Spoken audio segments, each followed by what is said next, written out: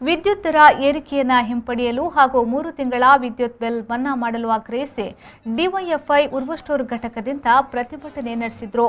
ಕರ್ನಾಟಕ ಸರ್ಕಾರ ವಿದ್ಯುತ್ ದರ ಏರಿಕೆಯನ್ನು ಹಿಂಪಡೆಯಬೇಕು, ಲಾಕ್ಡೌನ್ ಅವಧಿಯ 3 ತಿಂಗಳ ವಿದ್ಯುತ್ ಬಿಲ್ ಅನ್ನು ಮನ್ನಾ ಮಾಡಬೇಕು ಎಂದು ಆಗ್ರಹಿಸಿ ರಾಜ್ಯದಾದ್ಯಂತ ಪ್ರತಿಭಟನೆಯ ಭಾಗವಾಗಿ ಚಿಮಣಿ, ಲಾಟಿನು, ದೊಂದಿ, ಕ್ಯಾಂಡಲ್ ಪ್ರದರ್ಶಿಸಿ ಡಿವೈಎಫ್ಐ ಉರ್ವಷ್ಟೂರು ಘಟಕದಿಂದ ಪ್ರತಿಭಟನೆ ನಡೆಸಲಾಯಿತು.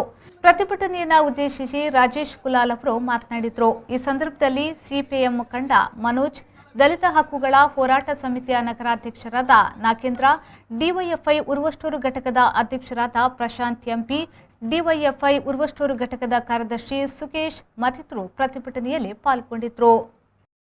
राज्य सरकार के धिक्कार